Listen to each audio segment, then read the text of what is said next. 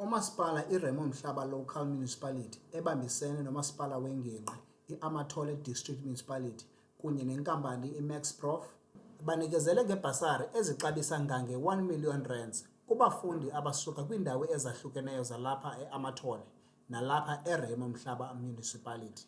Le nkqubo nebibanjelwe kwiholo yedolophu kwaMaqoma izise uchulumanco kubafundi abo bebefumana ezi bhasari, kubazali kunye neziphathamali.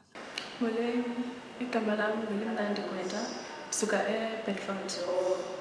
Ndizaqala i-second year yam as i-administration kwi-human settlement management, and I'm happy that ndifumene le basari izanceda because the education yam andizuba na stress about imfundo zam, i-financial support imfundo zam anymore, and actually it's going to motivate me ndenze more because I know uba bazoba beninzi abantu bazokujonga kum ukuba ndifezekise iphupha. U-Anganathi Mbokombo walapha kwaMaqoma nofumene ibhasari engange-70,000 uphefumle wathi. Igama lam nguAnganathi Fana Ngombokombo, ehlala apha elokishini eZwelitsha, eNyokdorinti seyaBantu. Namhlanje ndilapha kule ceremony i-award for ibhasari. Ndiziva ndonwabe kakhulu because ndizawufunda ndibe yile nto ndifunayo. Bendineminqweno kakade uba mandiphumelele ndiye ngaphambili ndiyozifunda ukwenzela ndizokwazi unceda ubhuti wam omdala namhlanje ndiparapara, ndikwazi ukwakha imizi katata le yashiyele. Umphathi wakaMaxProf eMpuma Koloni, umnumzana uCedric Mataka, naye uye waphefumla wathi. My name is Cedric Mataka, and I'm the regional manager of MaxProf in the Eastern Cape.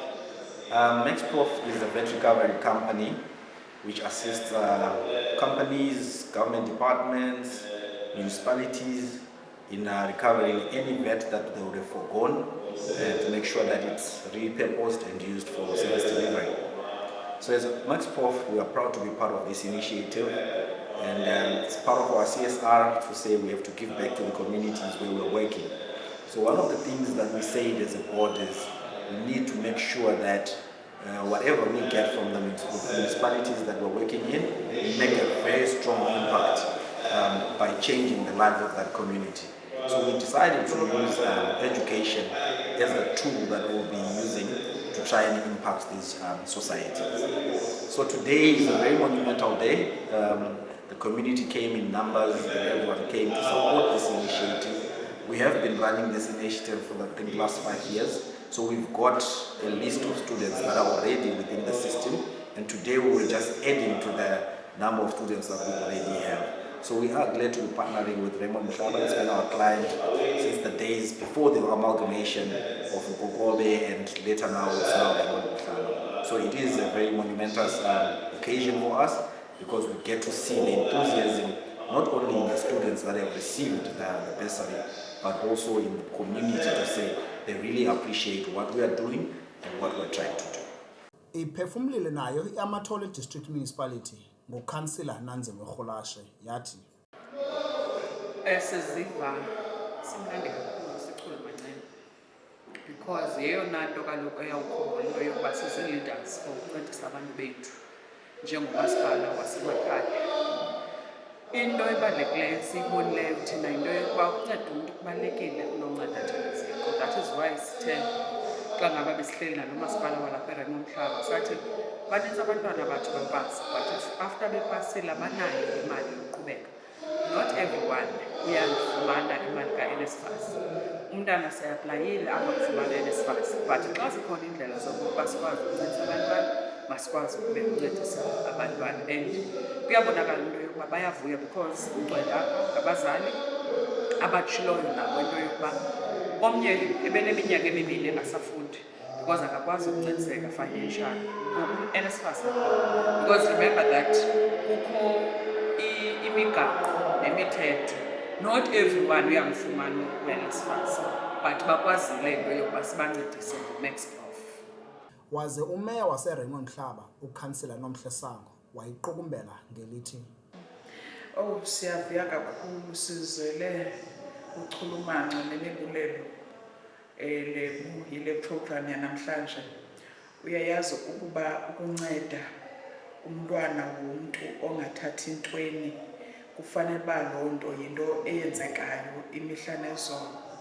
Kuthi ke xa singumasipala sisenza izinto ezifana nezi zisincedise kakhulu ukwenzela uba abantwana bangahlali phandle besitya ii-drugs kuba bengenazo iimali zokufunda. Yiloo nto senza into yoba masichulumanye namhlanje kuba siyayazi uba sivuyisa ezaa ntliziyo nabamama nabatata bangathathi ntweni uba abantwana babo nabo mabaye esikolweni. IMathole West, iRaymond Mhlaba ephantsi kwayo, ibe na-more than 80%.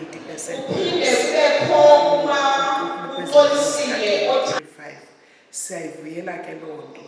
Futhi ke ngoku sivuyiswa into yoba kwaba bantwana sibathathileyo nabo bazaba nayo indlela yokuba baye esikolweni kulo nyaka. Sebengenile esikolweni, sebezifumene izikolo, ngoku bazawuncediseka. Kubantwana abaphanga phandle bonke abaqalisa ukufunda, ukuqalisa kulaa level esezantsi in-grade R uyotsho ku-grade 12, abantwana mabazimisele kuba ikamva labo likwimfundo. Ayikho enye into enokumenza umntwana abe ngumntu ngenye imini ngaphandle koba aye esikolweni.